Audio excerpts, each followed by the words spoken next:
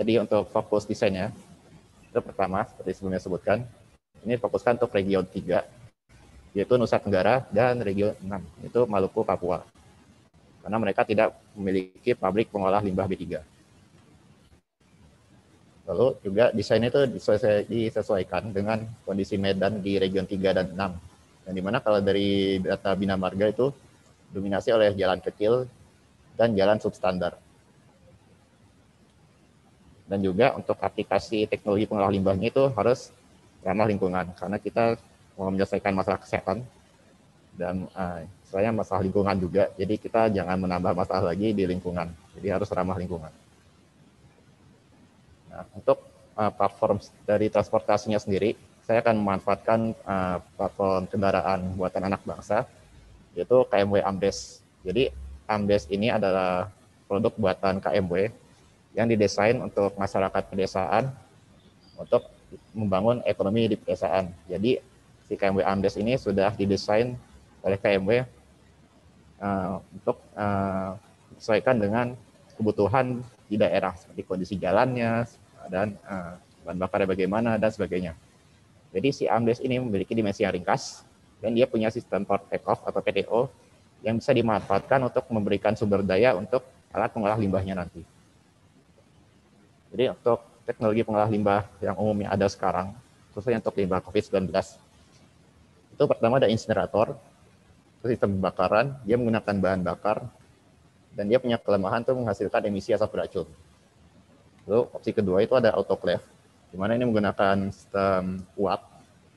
Ini lebih ramah lingkungan dibanding insinerator, karena dia menggunakan tekanan uap, tapi kelemahannya dia adalah membutuhkan air dalam jumlah yang besar. Jadi untuk satu siklus autoclave ini, untuk mengolah limbah itu bisa membutuhkan air hingga ratusan liter. Lalu ada opsi ketiga, yaitu microwave.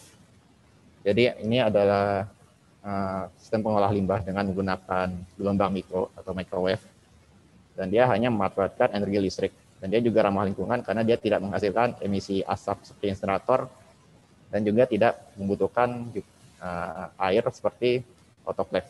Jadi untuk aplikasi sistem pengolah limbah untuk di sistem transportasi desain saya ini, saya akan memanfaatkan teknologi microwave ini karena dia paling cocok, dia ramah lingkungan dan tidak membutuhkan sumber daya yang saya dapat menghambat kinerja dari sistem transportasi ini.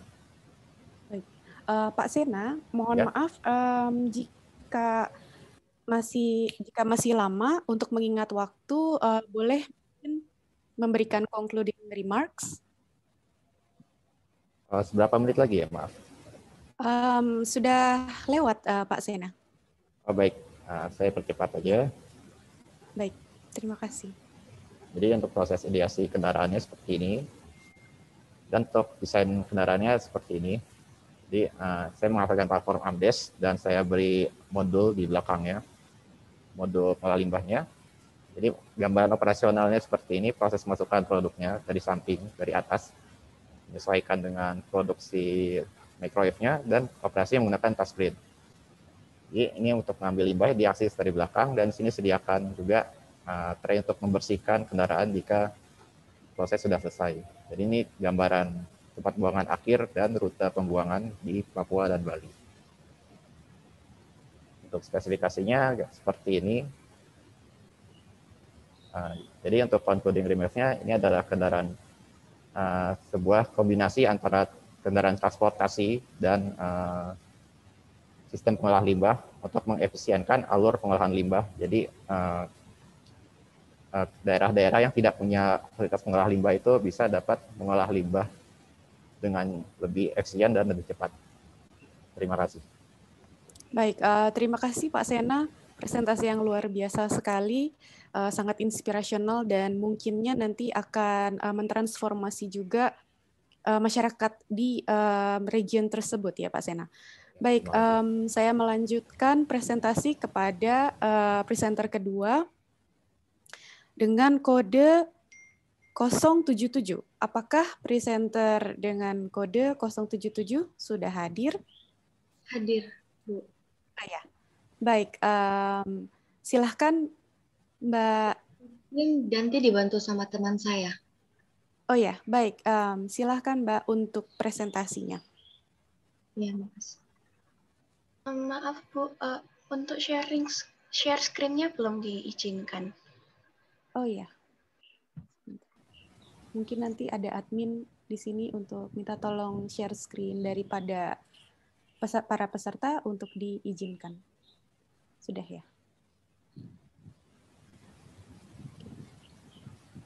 Selamat pagi, perkenalkan nama saya Ivani, perwakilan dari kelompok 77, dan pada kesempatan pagi ini saya akan mempresentasikan tentang abstrak yang berjudul Membangun Kembali Citra Pecinan Kia-Kia Surabaya.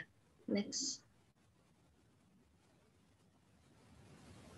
Mengapa area pecinan Surabaya perlu untuk di-rebranding? Surabaya merupakan kota yang terkenal akan masyarakat yang multikultural atau majemuk. Salah satu suku yang berperan penting dalam perkembangan ekonomi dan juga budaya di Surabaya adalah suku Tionghoa. Inilah mengapa membangun kembali dan mempertahankan citra pecinan Kia-Kia harus dilakukan untuk menjaga nilai sejarah dan identitas lokal. Karena ini merupakan salah satu kebanggaan kota Surabaya. Kawasan Kemban Jepun ini masih memiliki potensi maupun ciri khas yang dapat dipertahankan dan dikembangkan keeksistensiannya. Mengapa? Karena merupakan bagian dari budaya dan warisan yang ada di Surabaya. Adapun tujuan yang ingin dicapai dalam gagasan ini, yaitu membentuk dan mempertahankan image baru dari pecinan Surabaya sehingga dapat diterima lagi oleh masyarakat. Beberapa upaya telah dilakukan oleh Pemkot maupun swasta untuk menghidupkan kembali daerah ini, namun tidak ada yang berhasil. Next. Berikut adalah foto kondisi Kia-Kia saat masih berjaya dan kondisi Kia-Kia sekarang. Next. Maka dari itu, kelompok kami mengajukan beberapa gagasan, yaitu renovasi dan restorasi. Dengan mengolah beberapa titik lokasi yang dapat menarik secara visual, seperti mural atau mengecat bangunan yang menonjolkan arsitektur pecinan di Surabaya, untuk menarik perhatian masyarakat. Tentunya bangunan tua direstorasi dan dirawat. Yang kedua ada sonasi. Membuat pembagian sonasi antara arsitektur kota tua dan budaya dari kawasan pecinan, yaitu zona arsitektural dan zona edukasi. Yang ketiga, festival. Dengan membuat festival atau event yang berdasarkan pendekatan masa lalu dan masa kini, yang akan berfokus pada identitas pecinan Surabaya, seperti perdagangan, festival seni budaya, dan sentra kuliner. Festival diselenggarakan sebanyak 6 kali dalam setahun, di mana setiap festival diselenggarakan selama 2 tahun, 2 minggu setiap temanya. Next. Untuk langkah strategis dan kerjasama dengan pihak luar yang dapat dilakukan sehingga gagasan ini dapat direalisasikan dengan baik, yaitu tahap pertama, memberitahukan ide gagasan kepada Pemkot Surabaya dan juga komunitas Surabaya Heritage Society. Tahap kedua, meminta izin dari Pemkot Surabaya, Dinas Kebudayaan dan Pariwisata, dan juga masyarakat sekitar RT atau RW. Tahap ketiga, melakukan kerjasama dengan mahasiswa dan relawan.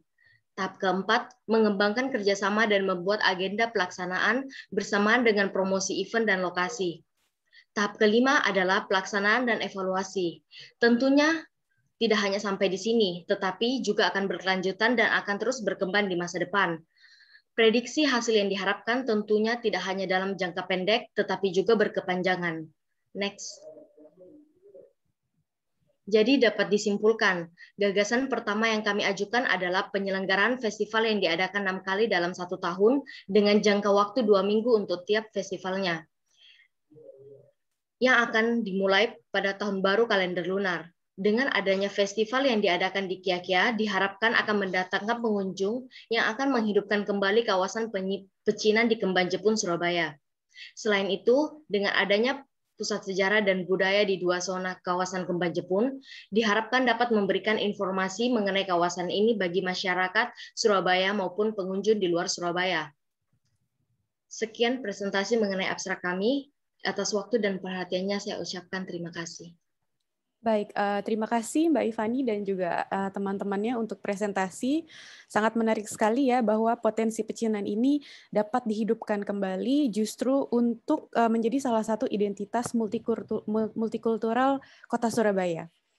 Ya, terima kasih untuk presentasinya. Saya akan melanjutkan presentasi kepada presenter ketiga dengan kode makalah 077. Oh, bukan, maaf. Dengan kode makalah 083. Apakah kode pemakalah 083 sudah hadir dalam sesi? Ya, hadir Bu Lana. Sudah hadir. Apakah suara saya terdengar? Ya, baik. Sudah, Pak. Sudah ya. Silakan Oke. presentasinya. Terima kasih.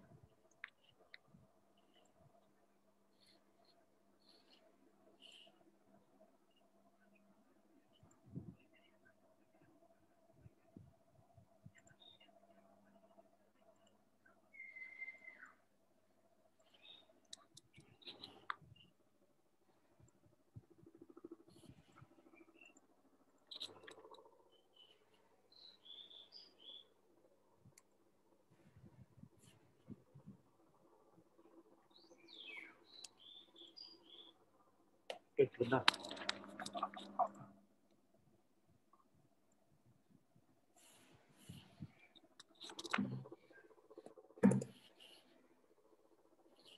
Apakah sudah terlihat ya? Sudah. Sudah ya. Perlu Ya, di zoom? sudah. Boleh, Pak. Silahkan. Oke, selamat pagi Ya. semua pada teman-teman, rekan-rekan, Bapak Ibu. Pagi ini saya ingin mempresentasikan tentang abstrak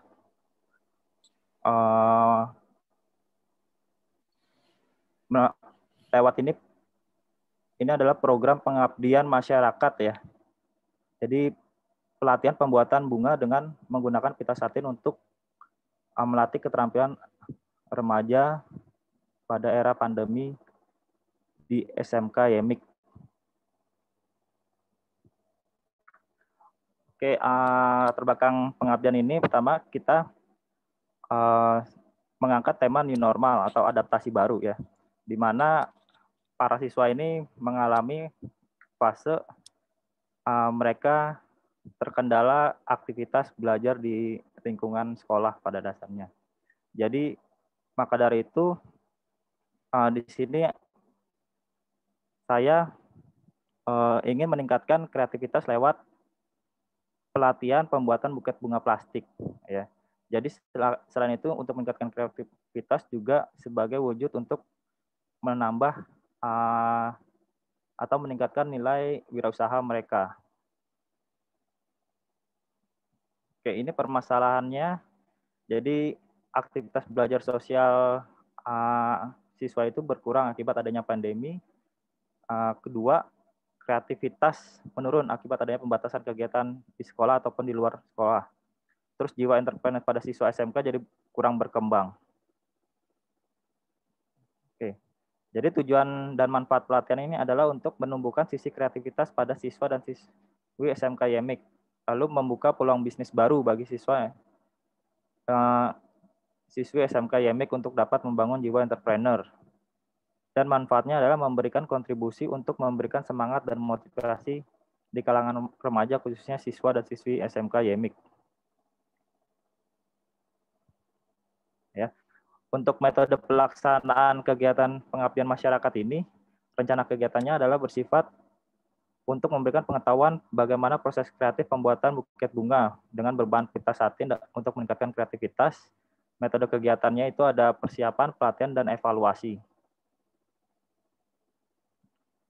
Oke, metode pelaksanaan pengabdian masyarakat ini untuk di sekolah kita lakukan secara online ya. Jadi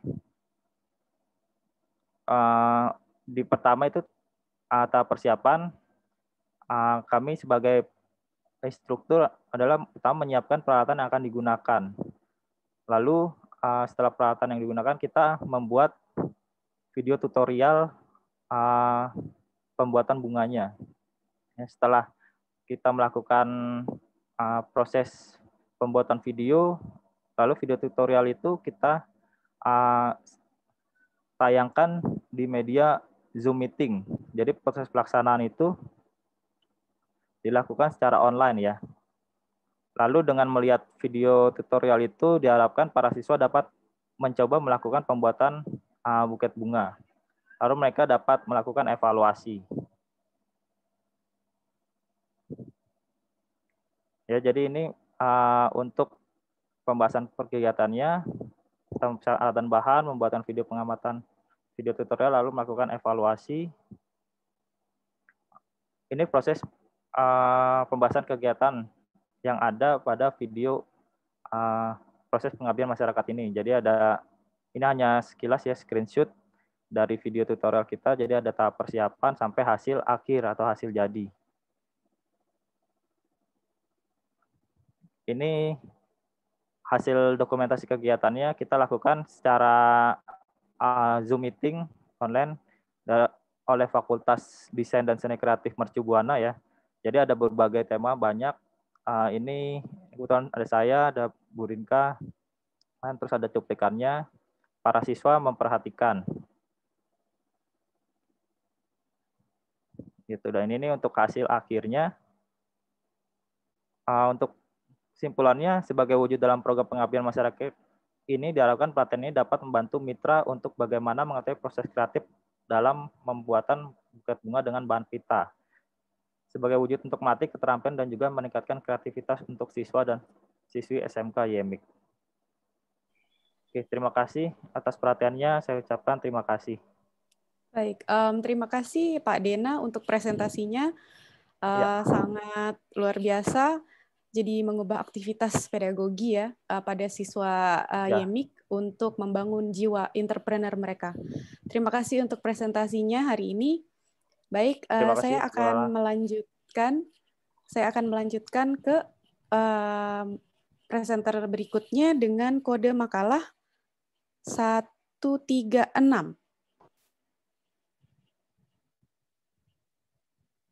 Oh, dengan kode pemakalah 016. Apakah presenter 016 sudah hadir di sini?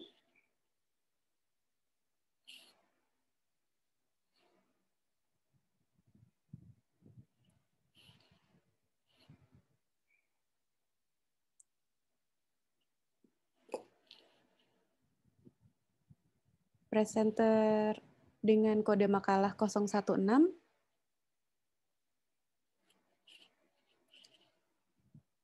Baik, jika presenter tersebut tidak hadir, maka mungkin saya akan membuka sesi ini dengan Q&A. Jadi silahkan untuk para presenter dan juga yang pemateri tadi, dan juga orang-orang yang berpartisipasi pada sesi ini untuk dapat mulai bertanya kepada pemateri-pemateri yang telah mempresentasikan materinya barusan. Silahkan boleh raise hand, boleh mengaktifasi boleh mengaktifasi raise hand pada Zoom ini maupun chat.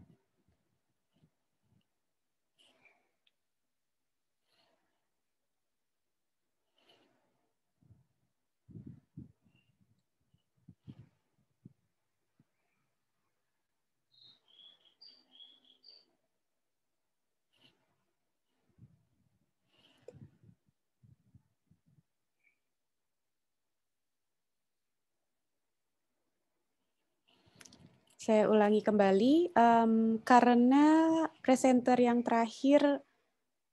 pertama tidak hadir pada sesi 1 ini, maka kami akan membuka sesi Q&A untuk para pemateri yang telah presentasi tadi, dan silahkan untuk para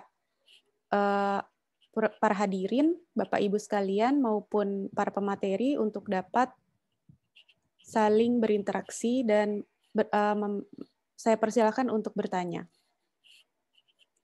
Terima kasih.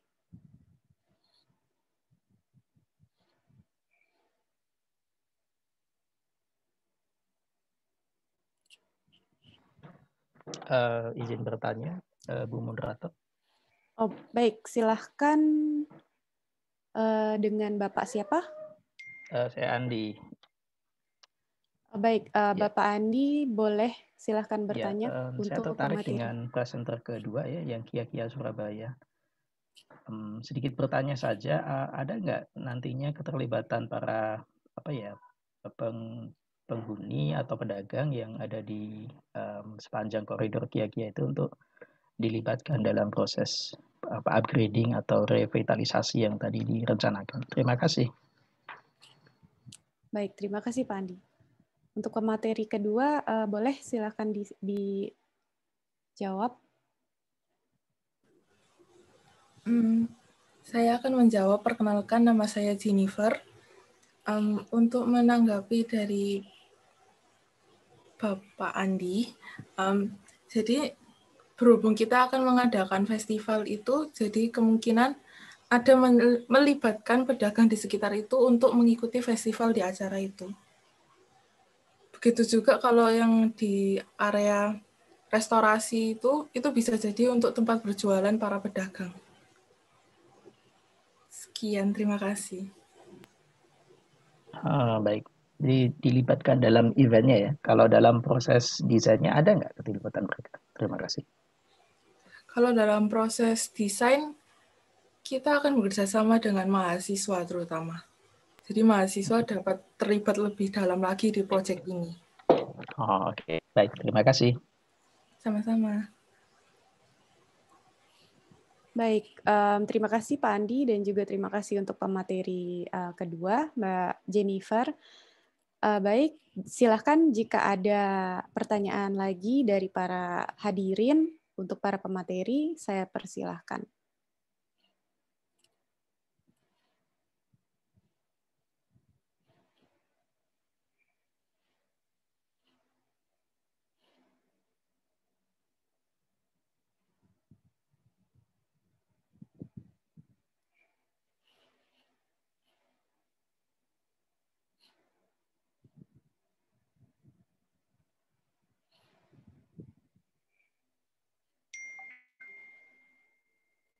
Baik, jika belum ada, mungkin saya selaku hadirin juga yang datang di sini, saya ingin bertanya kepada pemateri yang menjelaskan tentang pemberdayaan pelatihan pembuatan buket bunga. Nah, ini saya ingin bertanya, apakah pelatihan tersebut masih berlangsung hingga sekarang? Dan jika masih, bagaimanakah respon dari anak-anak siswa-siswa IMIK tersebut, Pak? Ya, terima kasih Ibu Lana. Untuk pelatihannya kebetulan sudah selesai ya. Kita melakukan pengabdian masyarakat itu pada bulan Maret. Jadi untuk respon kita kasih kemarin bentuknya seperti kuesioner berupa Google Form gitu. Alhamdulillah respon mereka itu sangat positif gitu ya. Jadi dari pihak mitra juga kita melakukan kerjasama untuk melakukan pelatihan-pelatihan dengan tema-tema yang berbeda gitu. Jadi kemarin itu sebenarnya banyak dari teman-teman dari dosen dan mahasiswa yang melakukan pelatihan di SMK YMIK ini. Jadi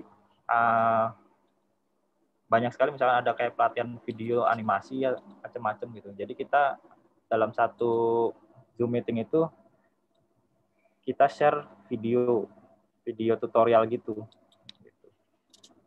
Seperti itu. Jadi sebenarnya sudah tidak berlangsung ya. Paling hanya itu kemarin responnya dari Google Form. Oh, oke. Gitu. Jadi bisa terlihat animo mereka ya terhadap pelatihan ini ya, dan mungkin bisa berlangsung, bisa menjadi kegiatan yang berkelanjutan seperti itu, Kak? Iya. Oke, baik Pak Dena untuk jawabannya. Mungkin kalau apakah ada yang ingin bertanya lagi dari para peserta kepada pemateri?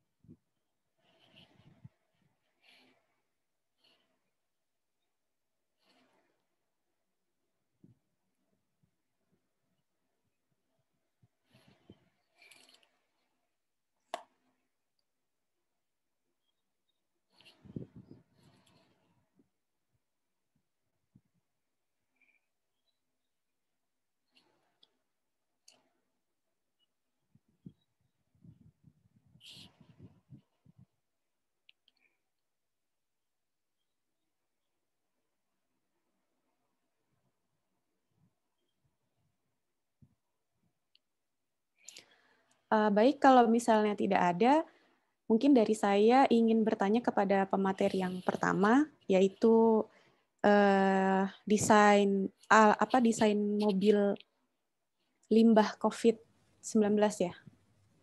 Ya, Apakah betul. Bapak sudah ada di sini? Ya. Ya. Saya ingin bertanya, Pak, apakah pernah dilakukan survei kah ke region Nusa Tenggara dan juga Papua tersebut dalam masa ini, ataukah bagaimana Bapak dapat melihat keadaan di sana mengenai limbah COVID-19 tersebut, Pak?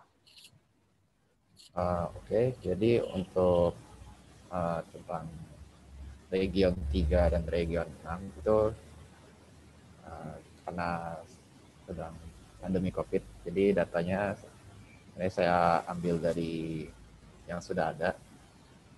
Jadi kayak data tentang jumlah limbah yang mereka produksi di region 3 dan region 6, dan juga tentang data tentang kondisi jalan di region 3 dan region 6 itu semuanya saya ambil dari data-data yang sudah ada.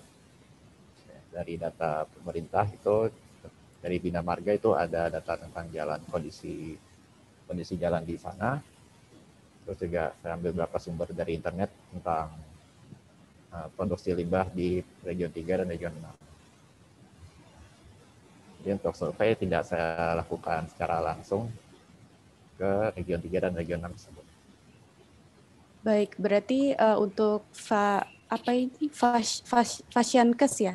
Untuk Fasyankes, fasilitas yang ada di region 3 maupun region 6 ini mungkin ada beberapa fasilitas begitu ya, Pak? Berarti banyak nanti harus dikerahkan mobil-mobil jika misalnya sudah terlaksana begitu untuk tiap Fasyankes yang ada di sana, ataukah memang Fasyankes di sana itu hanya bisa dihitung jari gitu, Pak?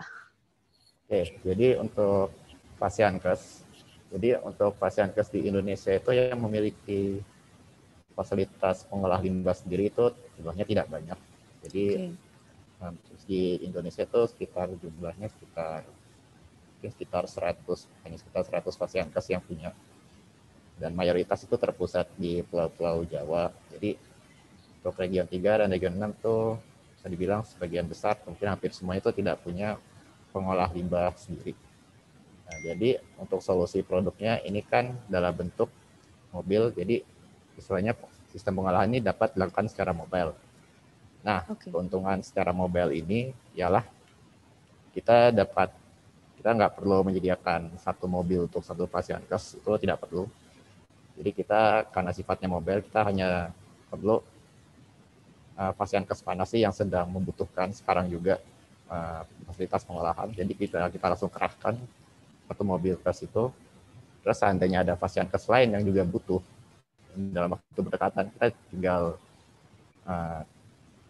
kerahkan si mobil tersebut ke Fasyankes yang berikutnya.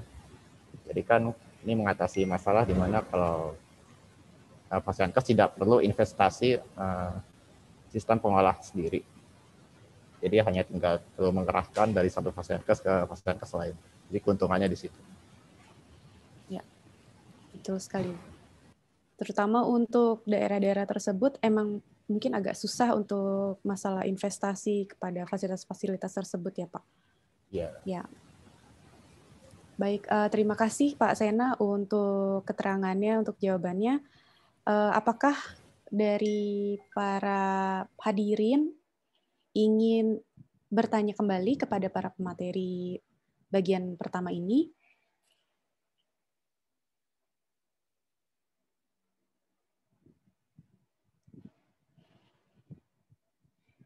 Baik, jika tidak ada pertanyaan lagi dari para presenter maupun para peserta, saya akan melanjutkan kepada sesi bagian 2 dari panel pertama ini.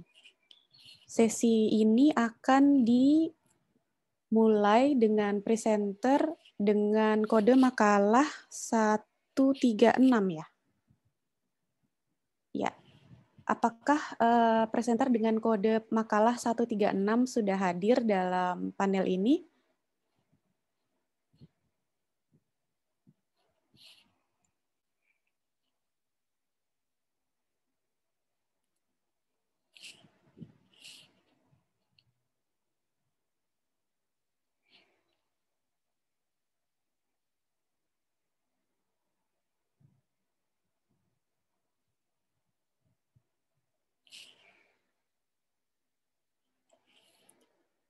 Oh, maaf, Mbak Pikien, suaranya belum terdengar, Mbak.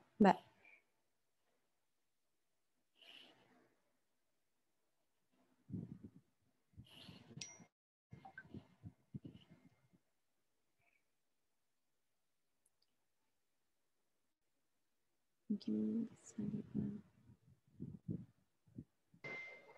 di sini Halo? tidak ada mute, tapi belum terdengar, Pak. Ya, halo? Sudah terdengar ya, Mbak? Ya, sekarang sudah, Oke. sudah Mbak. Silahkan, boleh silahkan presentasi. Oh iya, maaf sebelumnya saya izin nggak menyalakan kamera karena keterbatasan fasilitas webcam di komputer saya. Saya mulai Baik, share terima kasih screen. Mbak. Silahkan. Oke. Ya. Apakah sudah muncul?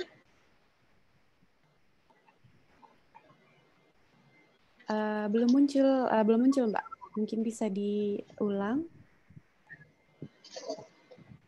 Ya, sekarang sudah barusan muncul. Mungkin agak lama loadingnya. Iya, sebentar. Ya, sudah. Oke, baik sebentar. Oke. Selamat pagi semuanya. Perkenalkan saya Pikien, mahasiswi Desain Produk Universitas Kristen Duta Wacana. Perkenankan saya untuk mempresentasikan judul seminar nasional desain sosial saya yang berjudul Perancangan Alat Sterilisasi Paket dan Surat menggunakan Sinar UVC pada PT Pos Indonesia. Berangkat dari latar belakang isu tentang pandemi COVID-19, pemerintah sangat menghimbau masyarakatnya untuk melakukan stay at home. Dan dari situ muncullah cara masyarakat untuk beradaptasi di masa new normal dengan yang namanya tren belanja daring. Dan untuk pihak-pihak yang mendapat efek dari tren belanja daring ini adalah marketplace dan perusahaan jasa pengiriman barang. Kemudian yang menjadi fokus saya adalah perusahaan jasa pengiriman barangnya. Dan setelah melakukan prasurvei, akhirnya saya memilih PT Pos Indonesia di wilayah Kabupaten Cilacap sebagai lokasi penelitian saya. Kemudian saya melakukan observasi dan wawancara di sana. Dan ternyata didapatkan permasalahan bahwa upaya protokol pencegahan COVID-19 yang dilakukan di Pos Indonesia dinilai kurang efektif. Sebelumnya, saya ceritakan bahwa upaya protokol pencegahan yang dilakukan adalah dengan melakukan penyemprotan cairan disinfektan ke setiap permukaan objek paket, terkecuali surat karena tidak waterproof, dan menggunakan alat disinfektan Fogger. Dan proses sterilisasi tersebut membutuhkan perlakuan khusus dan waktu tambahan. Perlakuan khusus yang dimaksud adalah pihak pos harus menggandeng pihak eksternal, yakni Dinas Kesehatan, untuk membantu proses disinfeksi di sana dengan alatnya dari Dinas Kesehatan juga.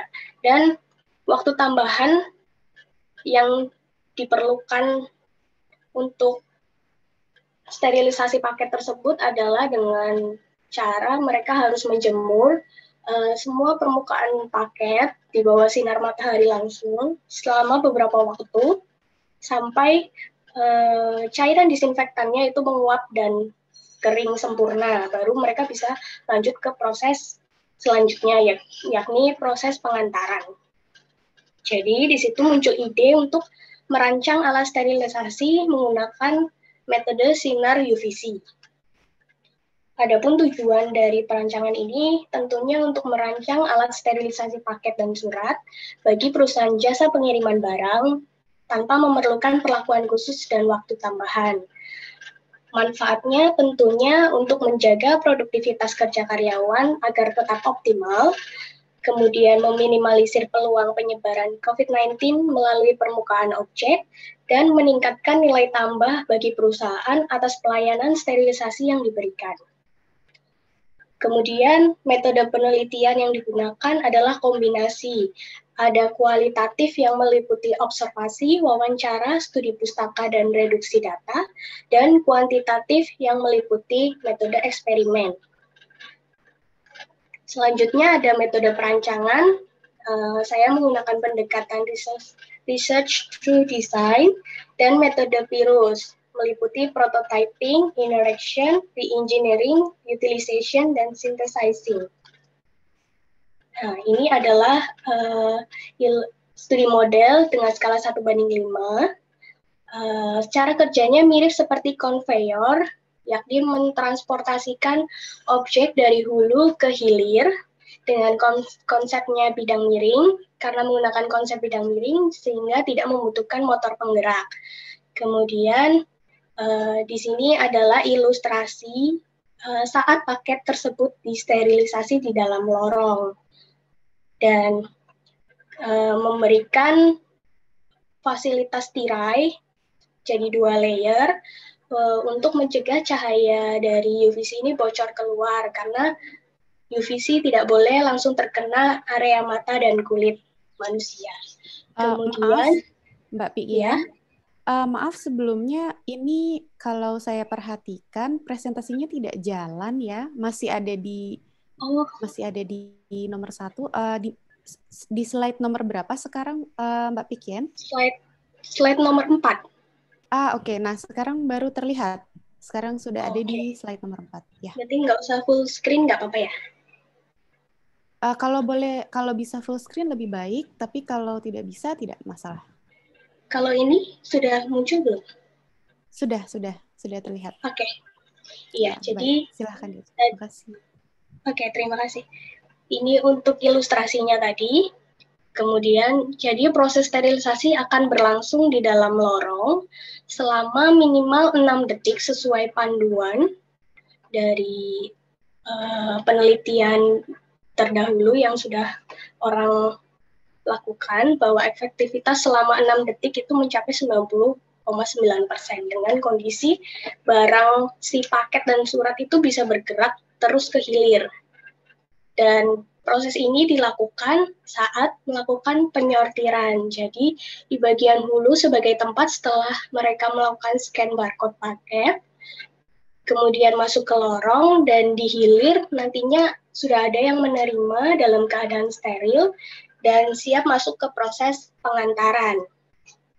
Kemudian ini adalah hasil eksperimennya dengan menumbuhkan bakteri.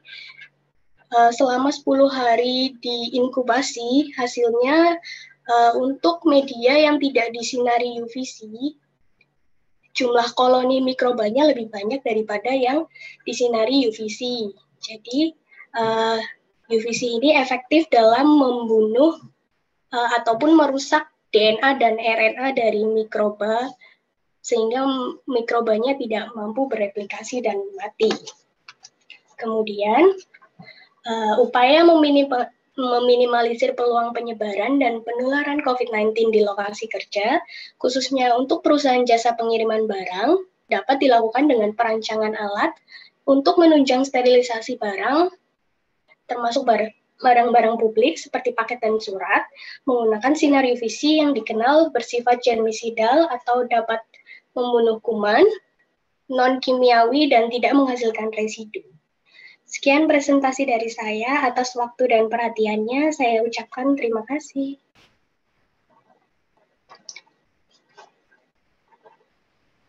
Halo? Halo? Ya, terima kasih Mbak Pikian untuk presentasinya. Sangat menarik sekali ya, dengan membantu PT POS Indonesia untuk meningkatkan servis mereka justru di masa pandemi ini, untuk prokes mereka. Oke, baik. Saya akan melanjutkan presentasi kepada pemateri dengan kode makalah 158. Apakah pemateri dengan kode makalah 158 sudah hadir? Sudah. Ya, baik. Silahkan Mbak Yuliana dapat memulai presentasinya.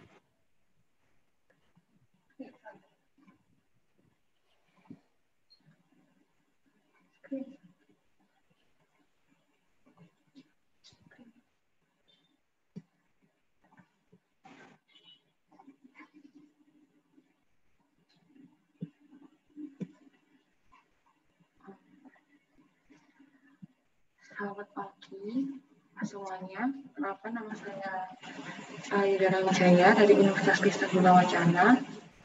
Pada pagi hari ini saya akan mempresentasikan tentang sarana bantu aktivitas makan bagi anak difabel netra. Pertama yaitu lingkup yang saya ambil yaitu di sekolah luar biasa Yapetinus di Jakarta. Dari hasil penelitian yang dilakukan yaitu bahwa anak tunanetra memiliki beberapa masalah yaitu di daily living skill atau kemampuan dasar karena anak difabel netra memiliki beberapa spektrum. Di antaranya itu ada tunanetra low vision dan buta total. Lalu ada yang tunanetra sejak lahir ataupun yang sebelumnya pernah bisa melihat tetapi karena sakit atau kecelakaan sehingga tidak dapat melihat. Nah, untuk user yang saya ambil itu yaitu di usia anak-anak yaitu usia 7 sampai 11 tahun dan usernya anak difabel netra buta total.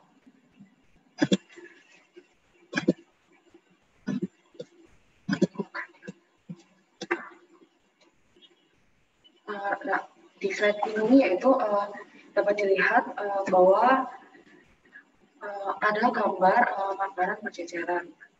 Nah, ini menunjukkan bahwa kegiatan makan difabel netra untuk anak difabel netra itu menjadi sangat kompleks jika dibandingkan dengan anak yang dapat melihat. Karena anak difabel netra buta total itu tidak dapat memiliki konsep gerak dan tidak tahu jarak serta orientasi karena tidak memiliki pengalaman visual. Selain itu, karena itu dibutuhkan pelatihan kegiatan makan agar mereka dapat makan dengan mandiri dan dapat berinteraksi sosial dengan orang lain sehingga tidak menyebabkan persepsi negatif dari orang lain. Nah, dari permasalahan tersebut muncul problem segmen yaitu anak difabel netra buta total kisaran 7 sampai 11 tahun memerlukan sarana alat makan yang mudah digunakan untuk mempermudah arah orientasi ketika makan sehingga dapat makan dengan benar. Dan untuk desain briefnya sendiri yaitu merancang sarana alat bantu makan intuitif untuk anak difabel netra buta total agar kegiatan makan bisa dilakukan dengan mandiri dan tidak berjejeran.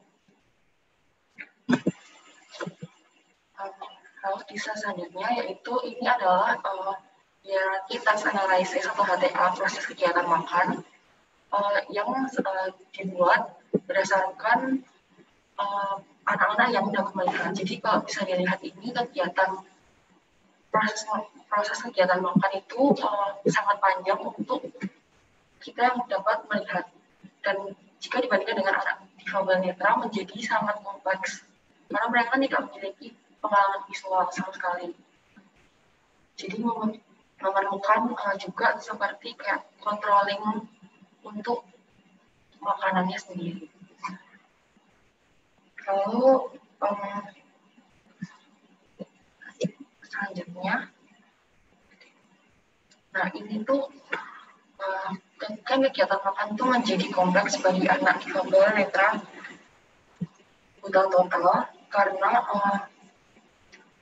adanya ketika memasukkan makanan ke dalam mulut itu adanya jarak yang perlu diperlihatkan.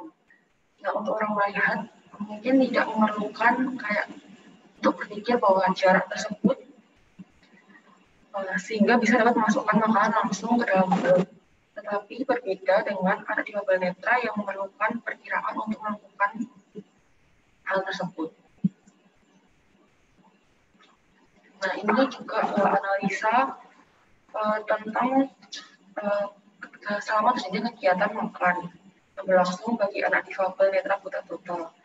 Yaitu dari analisa tersebut ditemukan beberapa masalah, diantaranya itu area makanan berjajaran, lalu memegang alat makan dengan cara digenggam. Selain itu adanya alat makan yang masuk di dalam piring. Jadi ketika makan dan itu menyebabkan tidak higienis. Nah, selanjutnya kriteria dan rekomendasi desainnya yaitu diantaranya tidak memerlukan keterampilan motorik halus yang tinggi, alat makan yang fleksibel untuk makan berkuah atau tahan atau tidak dan tahan panas. Adanya fitur mengarahkan makanan atau memberikan feedback, mudah dibersihkan dan dibereskan. Alat makan yang dibuat dekat dengan penggunanya. Selanjutnya, highlight-nya yaitu intuitif produk yang dekat atau melekat dengan pengguna adalah solusi permasalahan controlling dalam aktivitas bagi difabel netra. Sekian presentasi dari saya. Terima kasih. Ya, terima kasih Mbak Yuliana untuk presentasinya.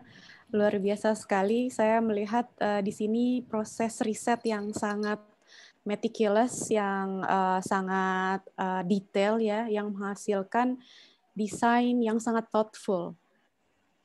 Menarik sekali presentasinya dari Mbak Yuliana. Baik, untuk selanjutnya saya akan memberikan kesempatan untuk pemakalah nomor 175 untuk dapat mulai presentasi. Ya, silahkan Mas Stanley. Ya, perkenalkan nama saya Stanley, dengan dosen pembimbing saya yaitu Pak Kuntara. Saya meneliti mengenai pengaruh kepemimpinan prinsipal terhadap daya cipta tim kreatif Madera Home. Jadi saya memiliki tugas akhir untuk magang di suatu kantor selama 8 bulan dan meneliti mengenai kepemimpinan prinsipal terhadap daya cipta di sana. Latar belakang latar belakangnya adalah peneliti akan berfokus pada gaya kepemimpinan prinsipal di perusahaan Madera Home yang dapat membangun sebuah tim kreatif yang kuat serta memiliki daya cipta yang tinggi dalam mendesain. Dan tujuan penelitian saya adalah untuk memahami cara prinsipal membuat tim pada kantornya menjadi lebih kreatif dan inovatif dalam mendesain serta juga ingin mengetahui hal-hal yang diterapkan pihak prinsipal dalam memimpin tim pada Madera Home. Untuk teorinya sendiri, kepemimpinan memiliki paradigma baru, yaitu dalam desain interior bukan upaya untuk dapat beradaptasi dengan perubahan secara alami dan memperbarui standar saat ini, dan juga untuk berusaha memanusiakan lingkungan interior masa depan. Untuk teori creative thinking sendiri dari Lawson, yaitu for me, creativity is, finding a solution for all these things are contrary, and the wrong type of creativity is just you forget about the fact that sometimes it rains. You forget sometimes there are many people and you just making beautiful stairs from one idea you have in your head. There is not creativity, it is fake creativity. Jadi, creativity itu akan berguna saat kita dapat menyelesaikan sebuah masalah desain. Dan metodologi yang saya lakukan adalah kualitatif dengan pendekatan riset etnografis dan field research. Analisis yang saya dapatkan setelah meneliti yaitu daya cipta yang prinsipal percaya adalah lebih memiliki arti sebagai kemampuan seorang untuk memiliki kreativitas dan kecerdasan dalam segala bidang, baik hard skill hingga soft skill. Jadi, pada kantor yang saya teliti, memiliki 3 prinsip, yaitu berproses, empati, dan kreatif. Disitulah karyawan atau tim kreatifnya dapat lebih berkembang dan memiliki creative thinking lebih dikarenakan ketiga prinsip itu. Dan ketiga prinsip itu akan membuahkan yang di kotak biru itu, yaitu kesadaran, realistis, sense of belonging.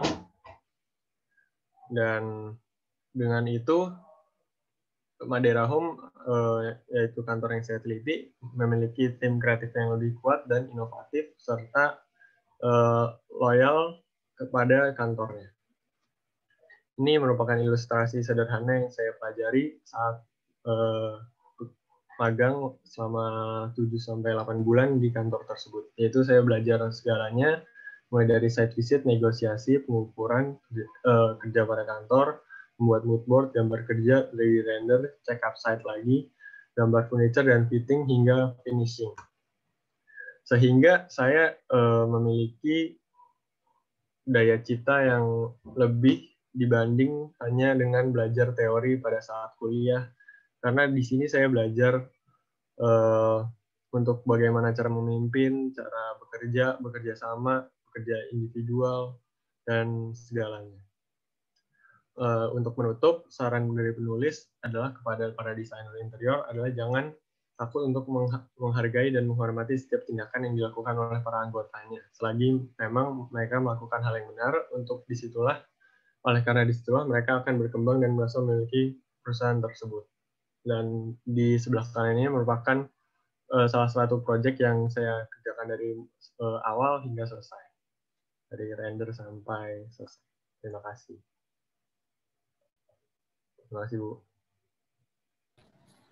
Terima kasih Mas Stanley atas presentasinya. Sangat menarik sekali ya bahwa principle thinking ini ternyata dapat menumbuhkan atau memfasilitasi apa yang disebut experiential learning justru bagi para timnya, bagi individu-individu yang di dalam timnya tersebut. Sangat menarik hari ini untuk presentasinya. Baik, saya akan melanjutkan kepada pemateri selanjutnya dengan kode makalah 181 yang merupakan pemateri terakhir dalam sesi panel 1 ini. Ya, saya share screen-nya. Ya, silakan Pak Richard.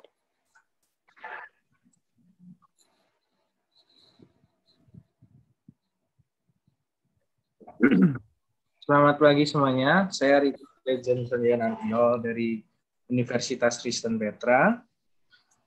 Saya akan sedikit membicarakan tentang perancangan pada mutir saya, yaitu perancangan fasilitas duduk dan bersimpuh movable untuk area outdoor pada gereja Katolik di era new normal ini. Latar belakang dalam perancangan ini tentunya adalah munculnya pandemi COVID-19 yang melanda semua orang dan semua belahan bumi ini. Dan juga kita pun juga dipaksa dan terpaksa untuk beradaptasi di era ini menjadi era new normal. Gereja Katolik sendiri sebagai ruang publik juga ikut beradaptasi di era new normal ini. Protokol-protokol kesehatan juga diberlakukan di gereja-gereja Katolik yang ada di Indonesia. Saat ini pun juga pada gereja Katolik yang saya amati, ini memberlakukan pembatasan jarak yang mengakibatkan berkurangnya kapasitas di dalam gereja, di mana yang biasanya satu kursi panjang diisi 5-6 orang, kini hanya bisa diisi 3 atau bahkan 2 orang saja. Nah, area outdoor ini menjadi solusi menambah kapasitas tamu gereja. Namun sayangnya fasilitas duduk di area outdoor berbeda dengan area indoor, di mana area outdoor itu lebih ke arah fasilitas-fasilitas duduk yang sifatnya hanya sementara saja, yang kondisinya juga bahkan kurang memadai untuk kebutuhan dan kenyamanan pengguna saat beribadah. Perancangan saya menggunakan metode design thinking dengan tahap pertama itu tahap empathize, di mana tahap ini saya menguraikan masalah dan kebutuhan pengguna. Yaitu poin pertama, kapasitas indoor gereja berkurang akibat pemberlakuan pembatasan jarak.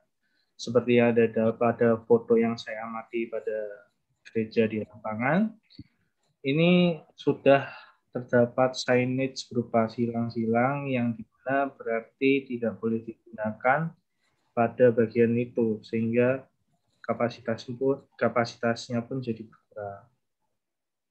Berikutnya adalah fasilitas duduk outdoor tidak mendukung kebutuhan dan kenyamanan pengguna saat beribadah.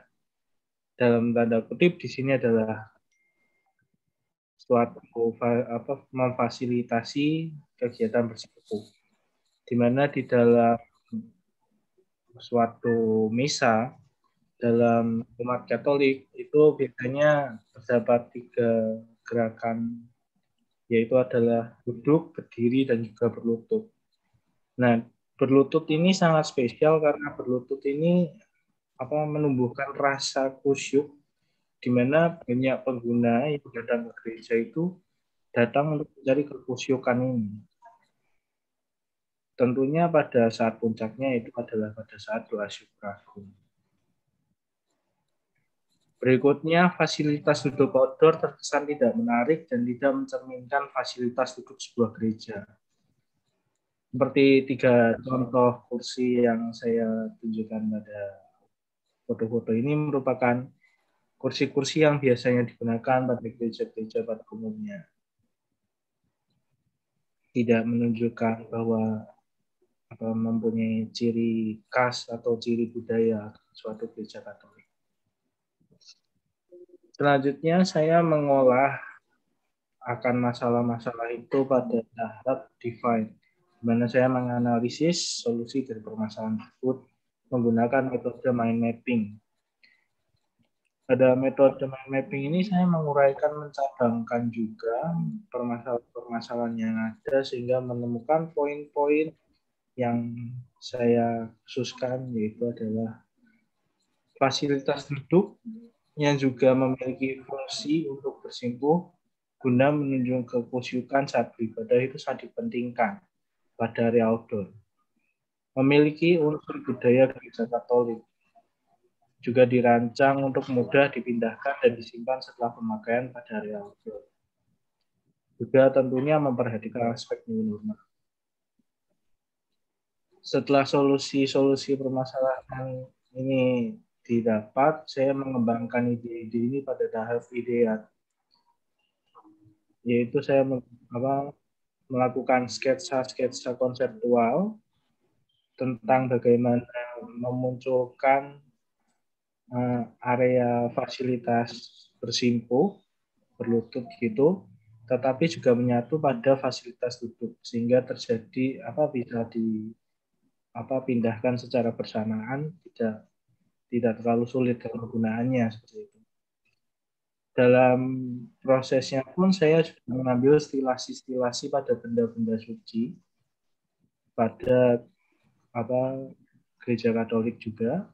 Di antaranya ada ini piala suci hosti, juga ada daun palma yang identik dengan Katolik, dan juga ada kastula, yaitu adalah jubah yang dipakai oleh imam Romo Katolik.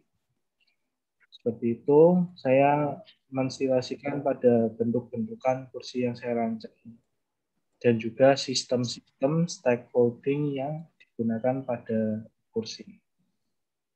Berikutnya saya melakukan pengembangan berupa desain 3D dari proses sketsa tadi saya ubah di 3D. Di sini saya mendalami dan mencampurkan sketsa-sketsa tersebut menjadi pengembangan desain yang baru. Setelah itu saya mengambil rancangan inti yang saya kembangkan menjadi produk final, yaitu adalah pada mutir, di mana pada mutir ini menjawab apa yang menjadi masalah pada gereja Katolik di saat new normal ini di bagian outdoor-nya. Di mana bentuknya mengambil stilasi dari monstran, yaitu wadah yang digunakan gereja Katolik untuk memajang hostia Ekaristi, yaitu tubuh darah Kristus. Juga menggunakan material rotan, finishing clear, dan kulit sintetis coating hydrophobic spray, sehingga mendukung material new normal guna mengurangi terjadinya penyebaran virus akibat droplet. Juga pada penggunaannya menggunakan zoning pada bagian outdoor dengan menggunakan cat membentuk zona seperti ini, zona lingkaran yang diameternya ini 1 meter sesuai dengan protokol kesehatan yang ada. Tentunya pada bagian kursi ini terdapat bagian tertutup yang menyatu dengan kursinya yang dapat diputar gitu. Tetapi juga mempunyai fungsi tambahan yaitu dapat dipanjangkan karena kebutuhan antropometri setiap orang berbeda-beda antara pengguna lansia, anak-anak ataupun juga dewasa, sehingga saya memberi opsi untuk diberi slide trailing di mana bisa dipanjang dan pendekkan sesuai kebutuhan pengguna. Berikutnya, desain saya menggunakan konstruksi stackable di mana dapat ditumpuk sehingga mudah dipindahkan dan disimpan setelah pemakaian dari area outdoor. Berikutnya adalah tahap prototype di mana saya memproses produk-produk desain saya menjadi suatu gambaran yang nyata. Di sini saya membuat suatu gambar kerjanya yang dapat digunakan menjadi acuan dalam proses pengerjaan produk. Lalu saya membuat suatu 3D modeling dalam ruang sehingga dapat menjadi implementasi terhadap desain saya terhadap ruangnya secara real. Seperti itu. Terima kasih. Baik, terima kasih Pak Richard. Luar biasa sekali ya. Saya melihat mungkin kursi ini sebagai solusi bagi gereja-gereja, baik Katolik maupun gereja-gereja Protestan gitu, dan saya melihat ini menjadi suatu cara untuk memfasilitasi pengalaman spiritual justru dalam konteks pandemi COVID ini. Luar biasa sekali Pak Richard, terima kasih sekali untuk presentasinya di hari ini. Baik, terima kasih Pak. Saya akan melanjutkan sesi ini. Jika ada pemakalah yang paling pertama yang dengan kode pemakalah 016, apakah ada di sini ya? Apakah hadirkah pemakalah dengan kode 016?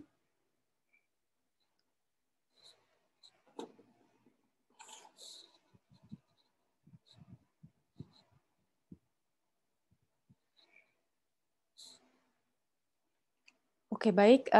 Jika tidak ada, maka sesi kedua ini, bagian kedua ini akan saya lanjutkan dengan sesi tanya-jawab.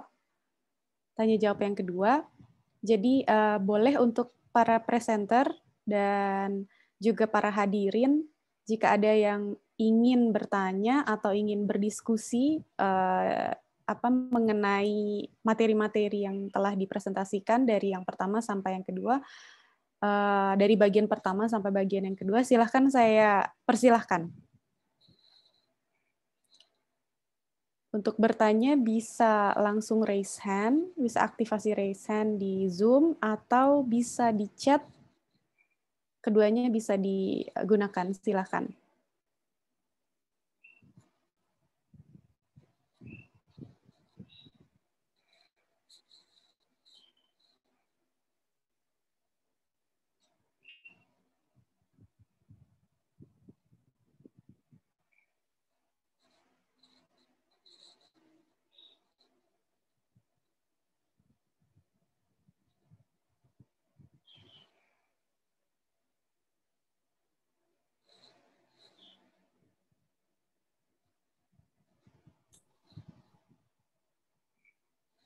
Ya, apakah ada yang mau bertanya? Atau ada yang mau menanggapi? Boleh saya, Bu? Ya, silakan. Silakan, Pak. Baik, terima kasih. Nama saya Kuntara. Ya. Saya mau bertanya dengan pemakalah Pak Richard. Pak Richard, selamat pagi menjelang siang, Pak Richard. Siang. Ini menarik sekali pada saat Pak Richard melihat kebutuhan untuk ibadah, kemudian solusinya adalah outdoor. Yang menarik bagi saya adalah simbolisasi untuk kesakralan gereja sudah dimasukkan ke dalam unit tempat duduk itu. Tapi bagi saya ada sesuatu yang mungkin lebih jauh lagi menarik adalah bagaimana kekhusyukan saat ibadah di outdoor itu tampaknya menjadi sesuatu yang masih terlepas gitu ya. Saya berpikir bahwa mungkin misalkan dikembangkan menggunakan model seperti egg chair gitu Pak, di mana satu suasana di dalam ruang yang seperti telur itu memberi proteksi terhadap suara dari luar, menjadikan sesuatu yang lebih menarik. Sehingga bagi saya dalam konteks audial mungkin lebih bagus untuk jemaatnya beribadah dalam konteks audio. Terus yang kedua adalah dalam konteks antropometri tentunya. Ada keterbatasan bahwa pada saat berdiri akan mengalami kesulitan ya Pak Richard ya. Karena sebelumnya ada tangan yang bisa dibantu oleh kursi di depannya, sekarang tidak ada kursi di depan, sehingga untuk katakanlah lansia seperti saya agak susah gitu untuk berdiri. Jadi bagi saya ini adalah satu jalan masuk yang bagus dan menarik, tapi perlu untuk dipikirkan lebih jauh. Silakan, ada tanggapan nggak Pak Richard? Terima kasih atas tanggapannya Pak Kuntara. Saya juga setuju akan penggunaan kursi ini tujuannya untuk menunjang kekhusyukan. Karena kita pun pergi ke tempat beribadah tujuannya juga mencari khusyuk ini sendiri kan. Saya pun juga memahami dan juga berterima kasih atas masukannya Pak Kuntara akan hal yang dimana pengguna lansia membutuhkan pegangan atau handle gitu saat berdiri pada posisi tersimpuh kembali menjadi duduk ya Pak. Terima kasih Pak atas masukan-masukannya.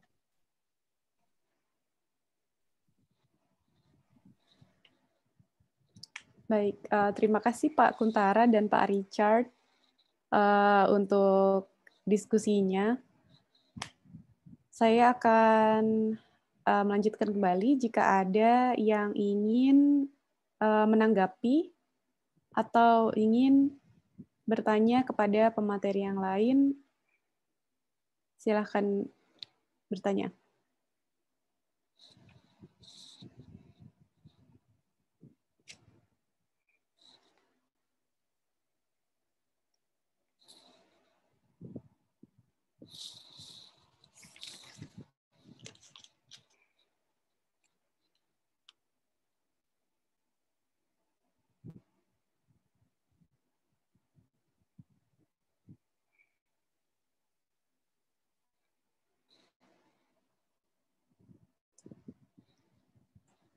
Apakah Pak Kuntara ingin bertanya kembali kepada pemateri yang lain?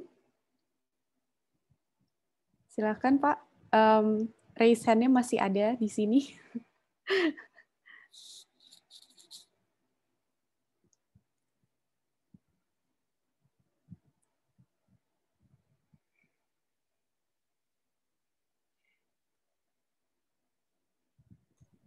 Sudah Bu, terima kasih Bu. Baik, terima kasih Pak Kuntara. Oke, ya buat yang lain bagaimana baik presenter maupun para hadirin, apakah ada tanggapan-tanggapan atau adakah refleksi-refleksi yang terjadi setelah melihat para pemateri ini atau mendengarkan materinya?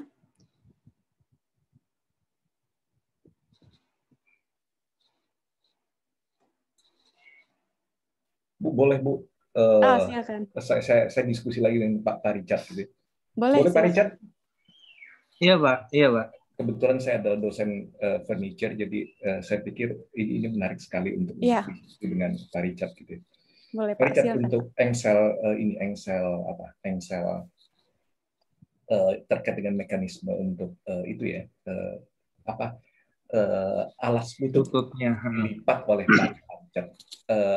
Hubungan antara bagian alas lutut dengan kursi itu adalah hubungan antara rotan dengan rotan tentunya Pak Richard ya. Betul Pak. Terus menurut Pak Richard model joinnya seperti apa ya yang menarik, karena ada dua kondisi yang penting di sini, yaitu pertama adalah keawetan dari bahannya. Kita sama-sama tahu bahwa rotan itu sebetulnya tidak direkomendasikan untuk menjadi bahan engsel ya. Terus yang kedua adalah bagaimana keselamatan keselamatan kursi maupun orang apabila engsel itu menggunakan bahan katakanlah dibantu oleh metal misalkan. Ini gimana ya Pak Richard?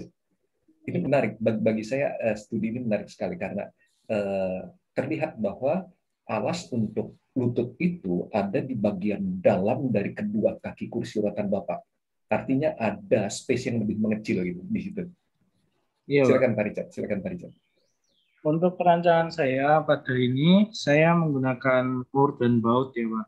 Tapi Ya, juga ada opsi lain, yaitu menggunakan semacam klem gitu yang terdapat sambungannya yang berupa juga Moore dan Baut tentunya. Jadi pilihannya ada bisa menggunakan klem pada kedua batangnya, atau juga langsung menggunakan Moore dan Baut yang dipatenkan Pak. Oh iya, ditanam ya Pak Richard ya? Iya. Terus untuk menghindar jangan sampai bagian alas itu tiba-tiba keluar sendiri waktu di stacking gitu ya Pak Richard. Berarti ada stoppernya ya. Stoppernya apa ya Pak Richard? Stoppernya berupa ini Pak, baut kecil Pak. Baut kecil? Artinya harus dilepas bautnya pada saat mau dipakai gitu Pak Richard? Enggak Pak, kan pada bagian bawah. Stoppernya pada bagian bawah, sehingga klemnya kan tetap cuman penopangnya aja. Jadi pada saat klemnya ini dipasang seperti ini, kan bentuk klemnya seperti T gitu ya Pak. C gitu yang dijepit pada bagian rotannya. Lalu pada bagian bawahnya itu diberi semacam stopper itu Pak, betul berupa murid itu Pak. Sehingga walaupun diputar secara penggunaannya nggak mengganggu karena stoppernya ini kecil sekali, hanya penahan saja. Baik, menarik sekali sih. Terima kasih Pak Richard. Bu, terima kasih Pak Kuntara. Ya, terima kasih untuk diskusinya antara Pak Kuntara dan Pak Richard. Baik, waktu masih ada sekitar 4 menit lagi. Jika ada dari Bapak Ibu sekalian atau dari Mas dan Mbak sekalian yang ingin juga menanggapi untuk pemateri-pemateri yang lain atau Pak Richard juga, silahkan, saya persilahkan.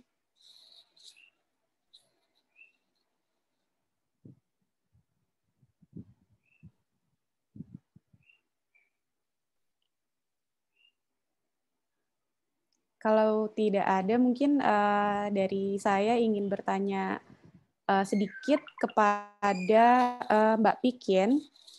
Apakah Mbak Pikin masih berada dalam floor ini kah? Mbak Jennifer atau Mbak Pikin ya? Halo. Halo, ya. Yang tadi pemateri mengenai desain UVC untuk PT Pos Indonesia, betul? Iya, betul. Ya, saya penasaran. Jadi, apakah sudah sampai manakah tahap desain ini dan apakah desain ini pernah dikonsultasikan kepada PT Pos Indonesia setelah ada proses seperti ini? Lalu bagaimana respon dari PT Pos Indonesia tersebut melihat desain ini? Karena saya melihat memang ini prokesnya ini memang memikirkan dari hulu ke hilir begitu ya, sampai ada proses di mana barang itu setelah keluar dari UVC, barang itu diterima oleh pekerja, oleh operator yang juga sudah steril. Nah, apakah nanti misalnya dari sana harus ada tambahan operator kah, atau bagaimana respon dari mereka, karena mungkin ada kebiasaan yang akan berubah pastinya saat ada implementasi dari desain ini begitu. Oke, ya. Terima kasih untuk pertanyaannya. Saya akan coba menanggapi pertanyaan Ibu Lira. Yang pertama, tentang sudah sampai mana perancangannya masih berupa studi model. Tadi skalanya 1:5 dan masih menggunakan ilustrasi yang tadi cahaya lampu ketika paketnya masuk gitu. Kemudian ini sedang memilih jadwal bersama untuk pihak pos. Jadi saya mempresentasikan studi model saya, kemudian sambil saya juga konsultasi sama dosen pembimbing terkait alur dari hulu ke hilir yang tadi, apakah bisa cocok dengan proses penyortiran mereka. Namun sejauh observasi yang dilakukan dengan pihak PT Pos, mereka melakukan penyortiran dengan alur yang kurang lebih mendekati dengan proses yang tadi di studi model. Jadi setelah scan barcode, mereka memberikan paket tersebut ke operator selanjutnya yang akan menginput dan memasukkan ke proses antaran seperti itu. Oke, baik. Ya, terima kasih banyak untuk Mbak Pikian atas tanggapannya dan responnya. Baik, para hadirin, Bapak dan Ibu, barusan adalah sesi terakhir dari Q&A dan juga sesi terakhir dan juga panel satu ini telah berakhir. Namun sebelum leave daripada panel ini, saya ingin mengajak Bapak Ibu sekalian untuk foto dulu. Jadi jika boleh videonya dibuka, kita akan foto.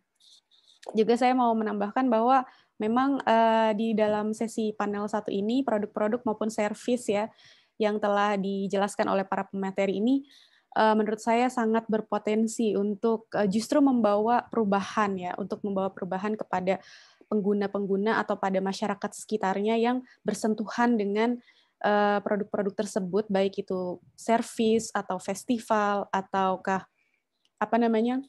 ataukah produk-produk penunjang yang lain yang untuk new normal ini.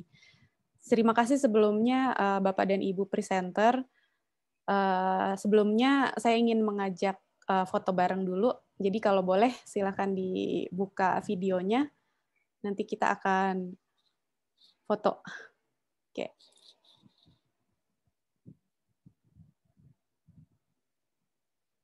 Oke, kita foto sama-sama ya. Aku hitung ya. 1, 2, 3. Sekali lagi ya. 1, 2, 3. Oke, terima kasih. Ya, terima kasih banyak hari ini, pagi ini untuk para pemateri dan para hadirin yang telah datang. Sangat enlightening, sangat menarik sekali semuanya. Salam sehat, salam sejahtera, dan kita akan berjumpa kembali pada sesi terakhir dari Seminar Nasional Desain Sosial ini. Untuk perhatiannya saya ucapkan terima kasih, sampai jumpa kembali. Terima kasih semuanya.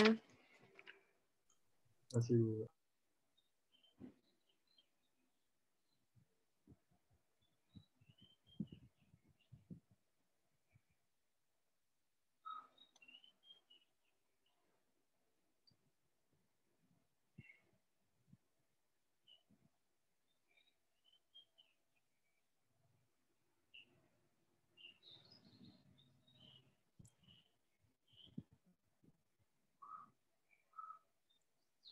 Terima kasih, saya mohon izin leave.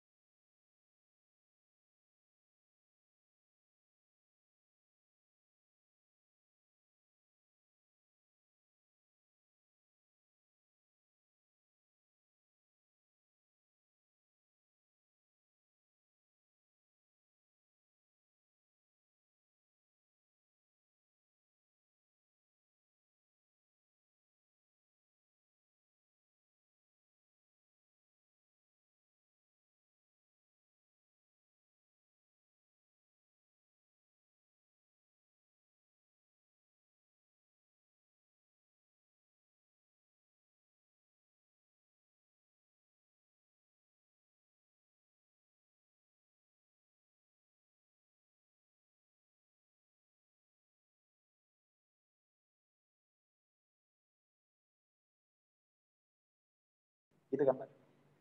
Satu komputer bukan ada dua ya Pak? Atau satu?